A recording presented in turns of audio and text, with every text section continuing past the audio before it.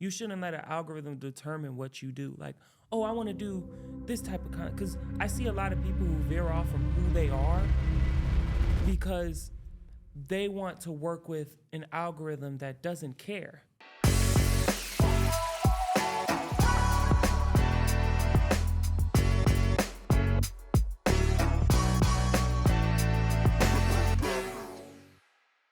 How's it going? I'm your host, Enrique, and welcome back to another episode. Today we have a fantastic guest, some would say a creative connoisseur, but first and foremost, an artist, a CEO.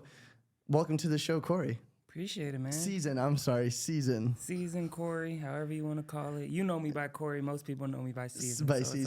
Welcome to the show, man. Thank you so much for coming on. Of course, man. Of course. So you're the CEO of Defy the Odds, DTO. Mm-hmm. After the pod, you're a photographer, a creative director. Tell us a little bit about yourself, where you started, where you at, and where you headed. Yeah, I do a lot, especially when you make it sound like that. But that's a good thing.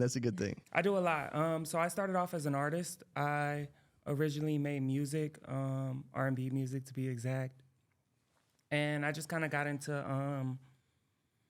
That's how I got into the creative lane, and I was making music for about 2 or 3 years.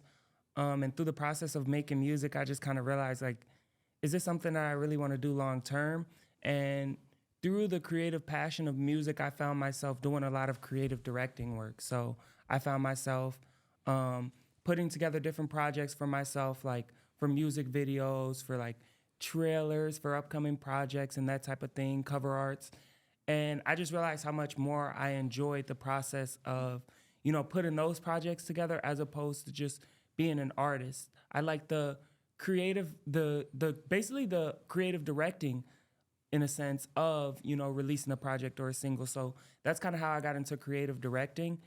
And once I got into it, I kind of just was helping a lot of different people with a lot of different projects as far as, their cover arts, their work, a lot of different businesses. I was helping plan like creative, like advertisements and stuff like that. And, the more I started to do that, the more I realized, I really like doing the creative directing thing. And it just so happened that eventually I was like, I'm tired of outsourcing for, I'm tired of outsourcing for photographers and videographers and stuff like that. So I'm like, why not just pick up a camera and do it myself? Yeah. You know what I mean? And that's when I decided, you know what?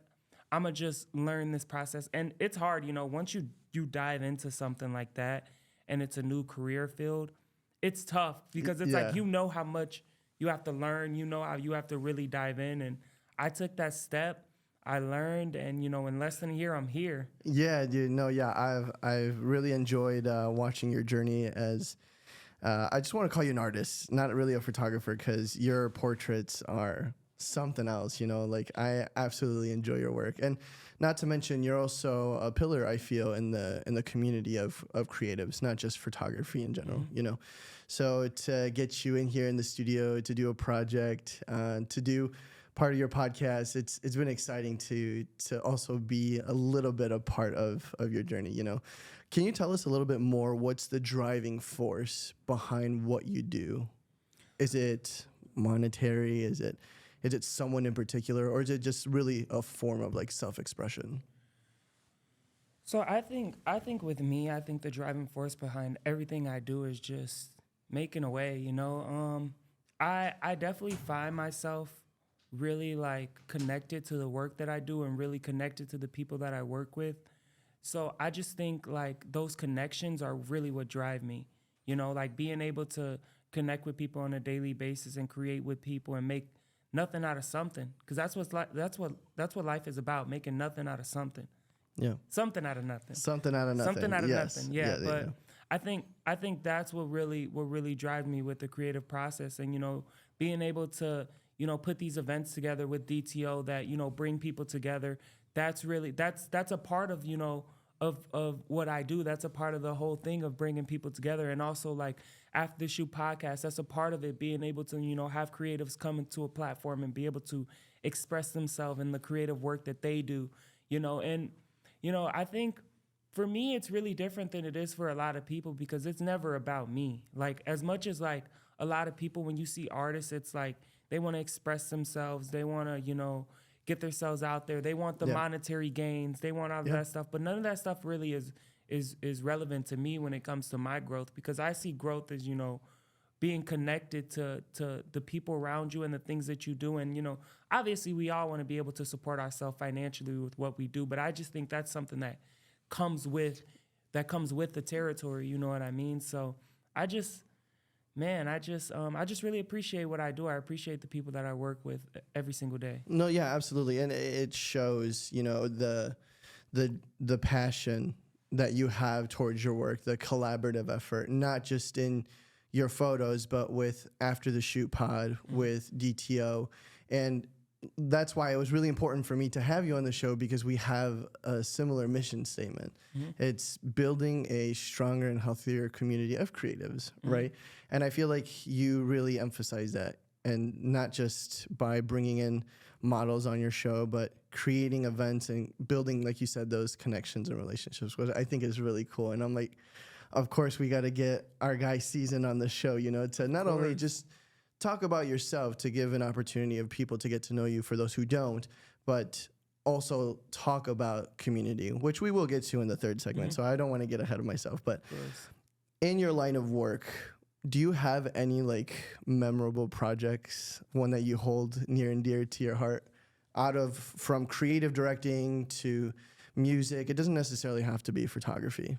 Actually, there is one project that I hold above a lot of other projects, and people wouldn't know this, but when I was an artist, I did cover art for this project that's called Misery Loves Company. Ooh. And it was a concept that I kind of put together, and I played it out. I wrote it down, and I rented out like a really nice like condo type area, and we shot the trailer for it. We shot the cover art for it. And like that project in itself was a pillar to what I am today, because like I was able to take something that was in my head, a concept, and I had multiple people a part of this. I had, I think I had someone who was shooting the video. I had someone who was, the camera person who was taking the photo for the cover art. And then I had a bunch of, like, I think I had about 4 or 5 girls that were a part of the project as well. And just being able to put that together and, like, having that vision in my head and then executing it so flawlessly made me realize, like,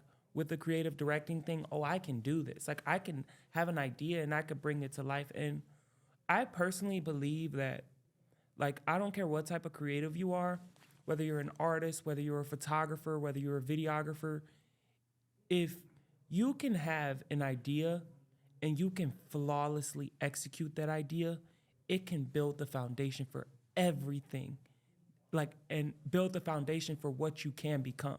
Because once you see that first project that you put into perspective and you bring it to life, and you see it come through, and you see like whatever the result will be, whether it's a video, a photo, or whatever, it can change everything for you. Because then like, I can do it. Like, you do it that first time, you're like, I could do it again. Yeah. You do it again, you're like, I can do it again. And then after that, nothing is stopping you. Right. It defeats that sort of imposter syndrome. I feel like we all have that, no matter what field of art that you're in, whether you're a painter, illustrator, photographer, videographer. I feel like everyone goes through it. But the more you do it, bringing those visions to life, the more it solidifies your position as said artist, right? Absolutely. Where do you see yourself in the industry? Do you see yourself continuing with photo, or do you think you'll branch off to something else?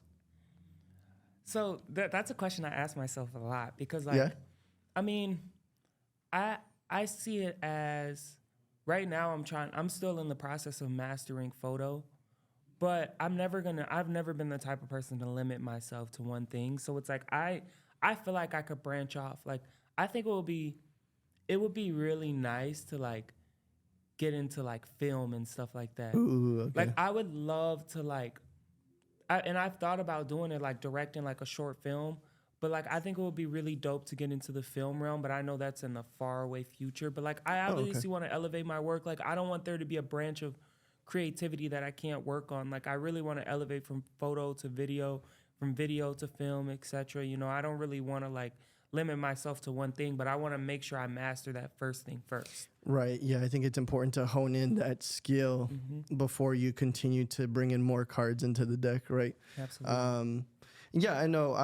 I similarly, I feel like I'm learning every day. I've been doing this for years, and as AI comes out, new ways of working, new softwares, new gear, I feel like as the profession evolves, I have to be right there evolving as well, because I hate the feeling of being static. You know, like we always got to be improving. You know. Yeah, you can in this industry though. You can't not evolve because there's so many people doing what you do, and like, you know, Right. and so many different, you know, technologies and, you know, ways of doing things and softwares and stuff that come out. You can't really like stick to one way, but evolving is, you know, prospering. You have to evolve, especially in this day and age. Absolutely. And something that actually, fun fact, you did after the shoot pod here, but something that really stuck with me, and I mean, I've talked about this with amongst other colleagues, the algorithm is really rough, and it's different across all platforms. But if you want bigger clients, if you want a larger audience, you have to be on top of that algorithm. You need to know your audience. You need to, like we said, hone in that craft to really continue to elevate yourself, to push forward, right? Yeah, you know, algorithms are not my thing. I don't know. Like, No? for me, it's like, You don't follow algorithms? no, I follow algorithms, but it's like I don't like to think about it. Like I like to move the way that I move. Like I like to do what I do and do what I think works. And I believe like algorithms are a direct correlation to what you do in real life and who you're connected to in real life. Because at the end of the day, like I want my algorithm to be real. Like, of course, I want new people and new clients to be able to see my work, but I also want to be connecting with people in real life. So I don't like to be the type of person to be like, oh, I need the algorithm to work in my favor.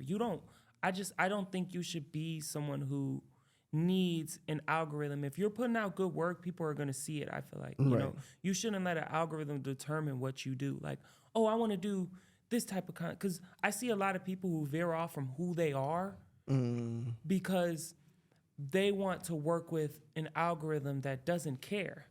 You know what I mean? Like you gotta obviously, like, you gotta make the right content for the people around you, but you can't veer off from who you are to make content because you think that content fits an algorithm. Like I shouldn't be like, there's a lot of stuff that you see on TikTok and Instagram Reels where it's like, it's content that you know is like, you know, is what's it called when something blows up? It's like explore page worthy or trending. Yeah. You know what I mean? There's content like that, but sometimes that content doesn't fit who you are as a person.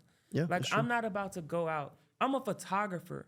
You know what I mean? What do I look like going out and pranking people in public or saying like me chapo me? What does the guy say? Me papi mucheño or something like that? Like, you know what I mean? Me going out doing something like that. Like how? Like okay, maybe it might blow up in the algorithm, but why would I do that? Like, what does that have to do with me? And there's a lot of people who do it. They'll risk making that type of content because they think that's the content that's popular, but that's not what your audience wants to see. There's people for that already. Right. Yeah.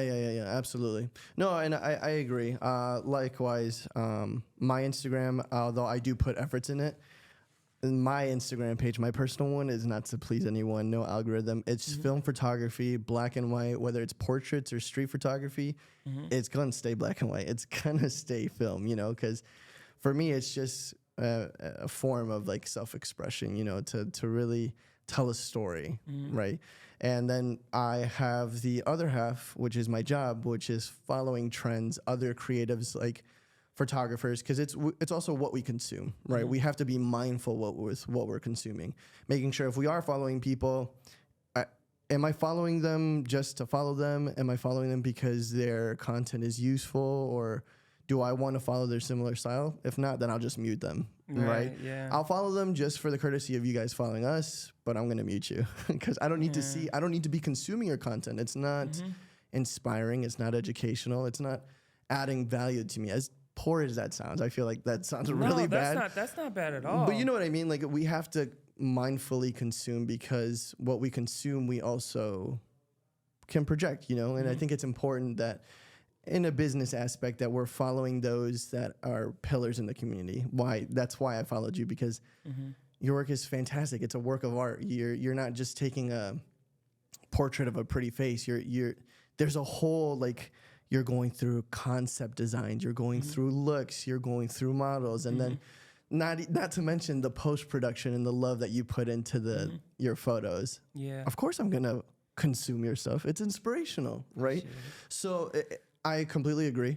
It's not just following an algorithm, but it's also, I think it is important to follow some trends. Like, some videographers will make editorials. I was never one for, like, oh, use an umbrella for this case, use a softbox, but I find myself doing it.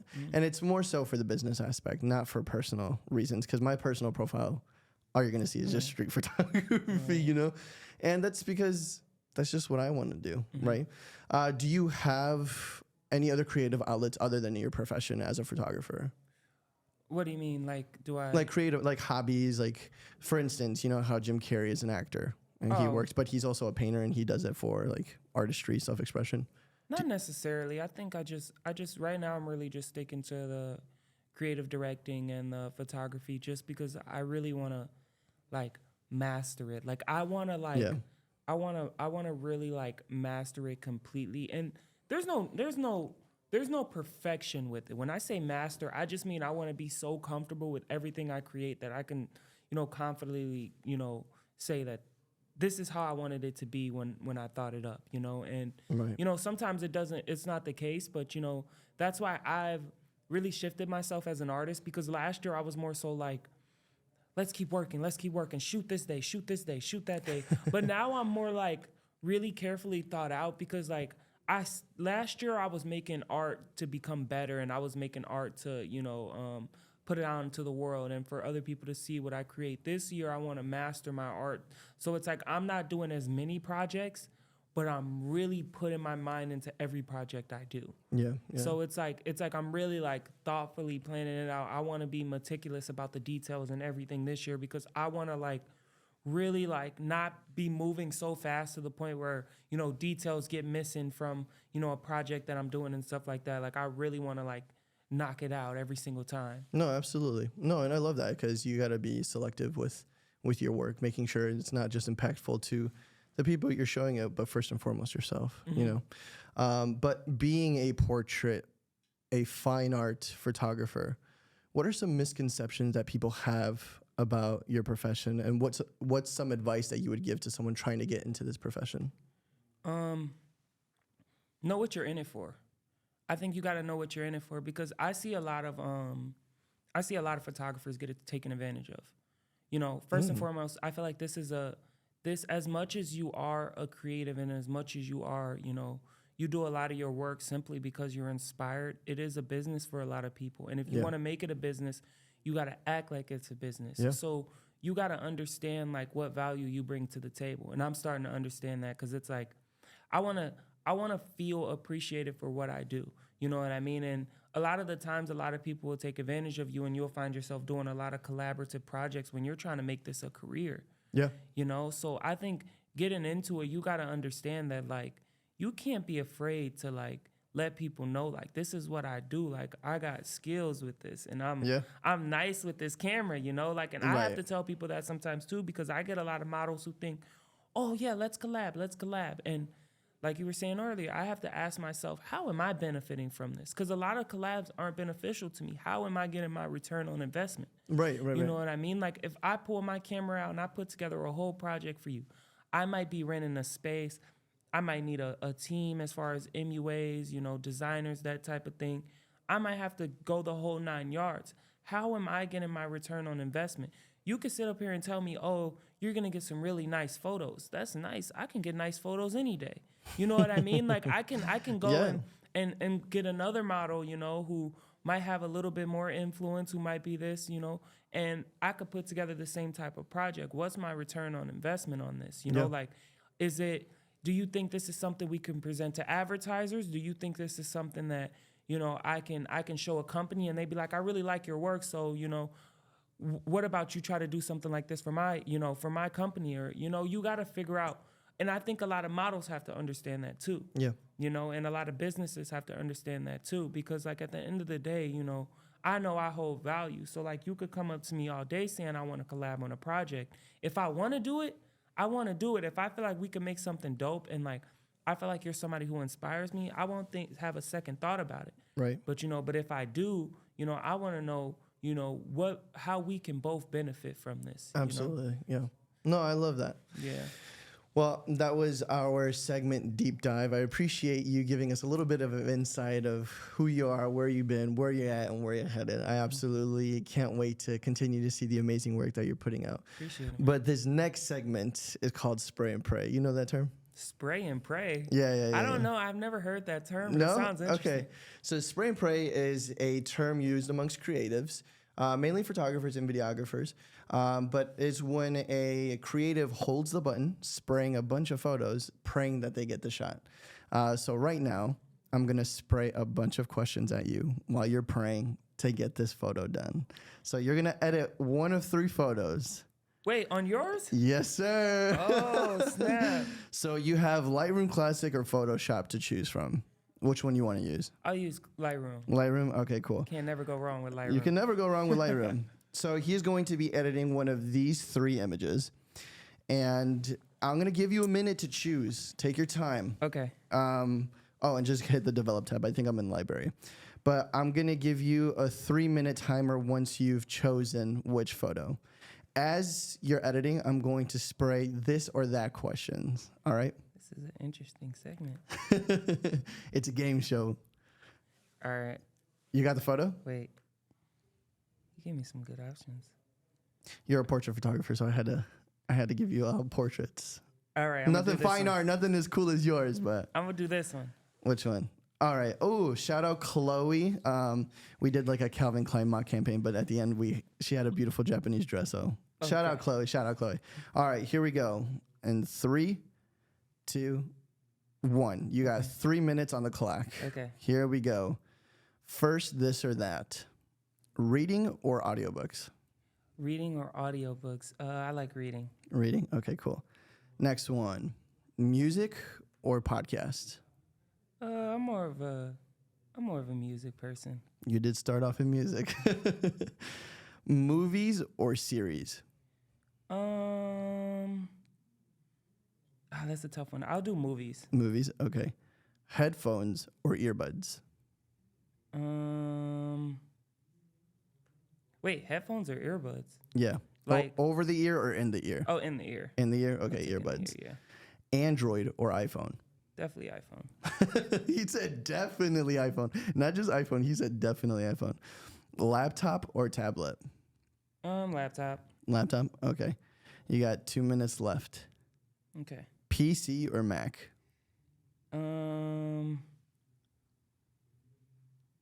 Mac. I'll choose. I have a PC, but I actually want to switch to Mac. Yeah, okay, cool.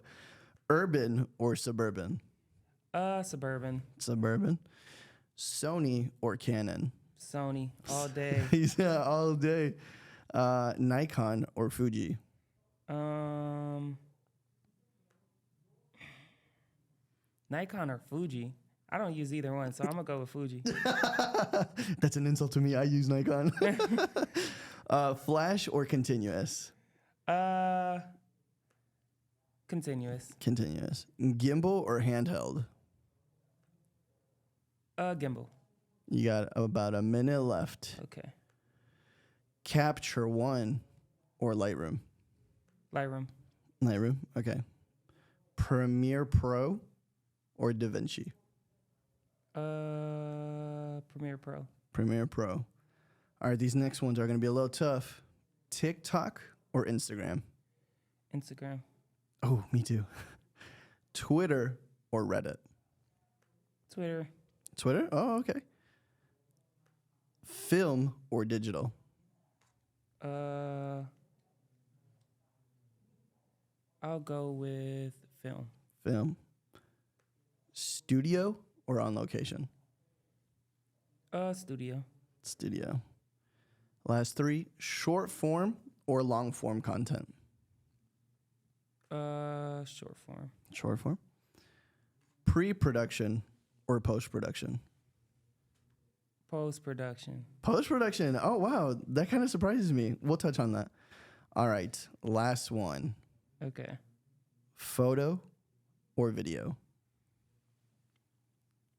Photo. Photo. And your time is up. Okay. All right, before we go over the list and go over why you chose what you chose, why don't you explain a little bit about your edit and what you were able to do in those 3 minutes? Man, I was able to do some stuff, you know. On the fly, asking questions, I didn't think it would be that hard. Right? Yeah, Like it is tough. I feel like I would have been able to do a lot more. But you know what?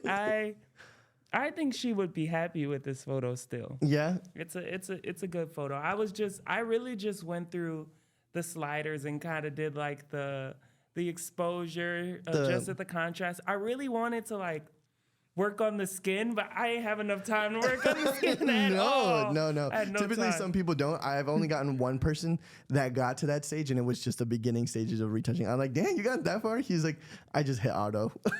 Oh my God. I typically don't like using auto. So did you change the temperature? Did you add contrast? Yeah, I changed the temperature. I added contrast. I kind of adjusted the grain a little bit, added a little vignette. Oh, nice, really? So I did a little something, but like Okay, 3 cool. minutes is nothing. I know what Yeah. 3 minutes is nothing for Nope. an edit, especially when you're being asked questions. I would have been able to do a lot more if I was just focusing on. Right. Did you add any masks or anything like that? Add No, saturation? I didn't have time to add Masks. masks.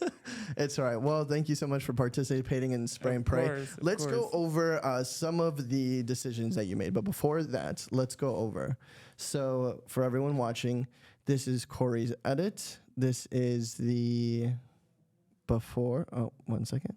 This is the before and the after.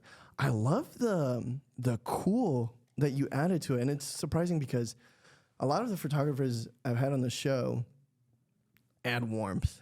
And I like it, but yours, I've noticed that with some of your photos, when Bree was here, the recent one that you did with, what's that model's name? Mary, you added a cool tone. I love that. I don't know why. And I like to adjust mine more cool. I like cool over warm for some reason. That's just my style. And I'm more of warmth, and my wife is more cool too. So I know it works really well. It's like almost like a complementary color. If you're looking at the color wheel, her dress is green, and that blue tone just really helps solidify the color of that dress. But here's the before and the after. Before and after. Shout out to our girl Chloe for being our model. Let's go over some stuff. You chose reading over audiobooks. You got any good books that you're reading right now that you want to suggest to the audience? I'm actually reading 7 Habits of Highly Effective People right now. Ooh, Yeah, who's the author? Who's the author? I don't know the author to that one. I am not sure. I know which book you're talking about. I got to check that one out. I like those kind of books. Yeah, I read a lot of like books to like enhance like your knowledge and like stuff like self-improvement kind of books. Yeah, I love those kind of books. I read 48 Laws of Power before I read this one actually. So, Nice. Yeah, I try to read. I'm like on and off with reading, but like I try to make it like a part of my routine. Sometimes it doesn't happen, sometimes it does, but you know, I keep it in the mix. But yeah, that's the book I'm reading right now. Next one, you chose music over podcast. Any particular artist you got on repeat or any song? I'm all over the place with my music, to be honest. I listen to a lot of different genres, a lot of different artists. So there's nobody particular, but I listen to podcasts here and there. I know it's crazy because I have a podcast. Right. But like, I'll listen to a podcast if like I'm like cooking or like I'm just chilling and doing something else. But every once in a while, I'll tune into a podcast. I'm just more of a music person for sure. Next one, you said definitely iPhone. Yeah, I just. But you got a PC. How are you gonna say iPhone when you got a PC? I know, but like the reason I have a PC is different. That's another question. But for the iPhone, I don't know. I'm so used to my iPhone. Your iPhone, yeah. Were you there from the jump, like the first iPhone, or when did you hop on? I wasn't the first iPhone, but around like I've been using iPhone since around like middle school. So it's okay. That's like family to me. Yeah. And then last one, or second to last one, you chose post production, which kind of surprised me. You being a creative director and you know the cover art. and we were talking early in the show, you conceptualizing and then bringing that concept to life. Yeah. I thought you would be more pre-production. Can you tell me why you chose post? Well, I chose the harder one because I personally believe I think pre-production is easier than post-production because Oh yeah, absolutely. pre-production is like obviously it's like having an idea and writing it down on paper and then like executing on it, but post-production is what gets the job done. That's true. It's the final touch. Post-production is where you're gonna like as I do enjoy pre-production more, but I think after when you're done with post-production, that feeling hits a lot different. Yeah. Like even better than pre-production. So that's why I chose post-production. Yeah. That's why I'm always on the fence when people say it's not about the destination, it's about the journey. But me being an artist, a lot of the final product is what I'm looking forward to. Yeah. Whether it's a video or photo. You're know not what I looking mean? forward to the process, but you love the result. The result, yeah. No, I mean, don't get me wrong. I prefer to edit photo over editing video. Mm-hmm. Editing video is such a pain for me, especially because I'm not as efficient as others, especially like here on the team. Super efficient with keyboard shortcuts and stuff like that. And here I am still using my mouse half the time. Right. Right? And then last one, you chose photo over video. Me too. Why'd you choose photo over video? I just enjoy the process of photo. Maybe one day I'll get into video more, but right now I think a video is a lot more complicated than a photo. Yeah. A photo, you can get so much out of it, just right there. But with a video, a lot of the times you got to decipher things. You got to think about it a lot. But with a photo, it's just clear cut. That's the image, Yeah. So just photo, and I'm a photographer. Yeah. True. That's what's up. Well, thank you so much for participating in Spray and Pray. I hope you had fun on that little segment. We're going to jump into our next segment, which is creative community in Chicago. And I really absolutely I'm looking forward to this segment because you touched on it before we even got to this point. It's about building those relationships and making those connections. And you are one for the community. I mean, DTO is a prime example. After the pod, again, another really good example of bringing models or bringing creatives together. When it comes to community, it doesn't have to be creative. Is there any community that you associate with most? Not necessarily, no. No? I don't really so I don't really attach myself to a singular group or I don't really find myself clicked up any of the time. A lot of people would think so because I know a lot of people and I'm around a lot of people regularly, but I'm all over the place.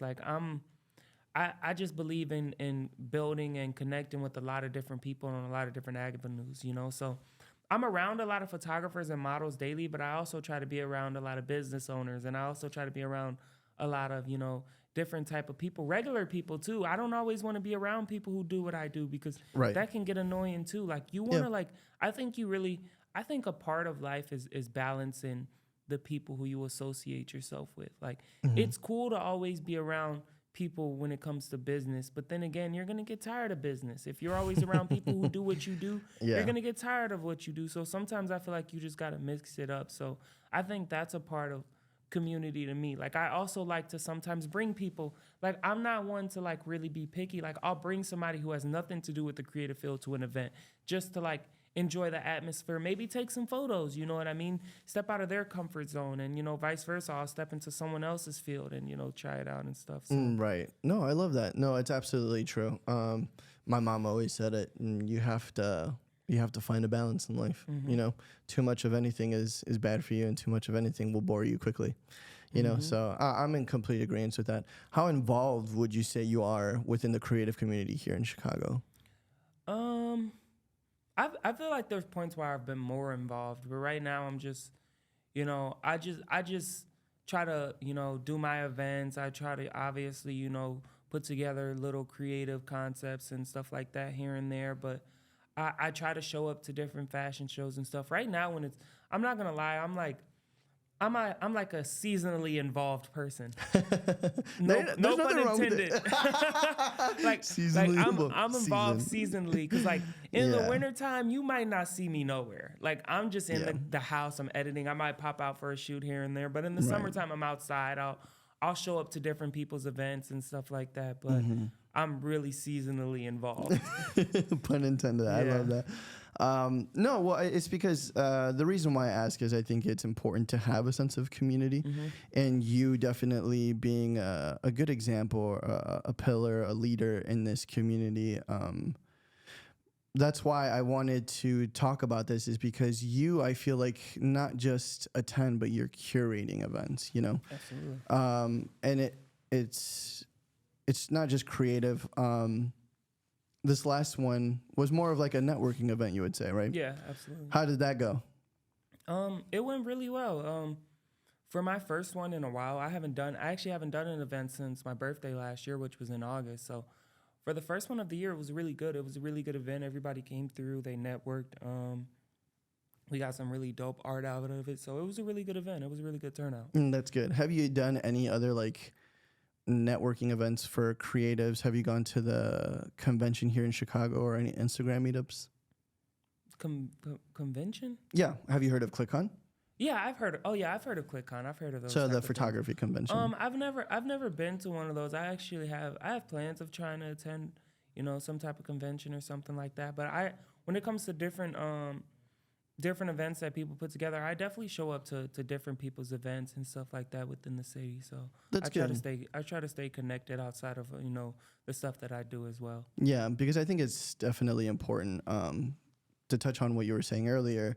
There's so many sub communities within just photography alone. Yeah. And I've said this time and time again. I'm pretty sure, like, on every episode, there's wedding photographers, there's portrait photographers, car photographers. So just in the world of photography alone, there's so many different like genres, right? And I've had my fair share of jumping into those, and one would call me a groupie because I've been, but I've always wanted to test the waters, and I've been longing for this sense of community ever since I opened this space, because yeah, I like being behind the camera, whether it be photo or video, but I like surrounding myself with other creatives, artists who have goals similar to mine, right? And that's why I'm very appreciative of you continuing to make that effort to sort of solidify a community as well, because I think it's important to collaborate off of each other, Absolutely. It's important to touch on what you said earlier. It also has to be beneficial for both parties.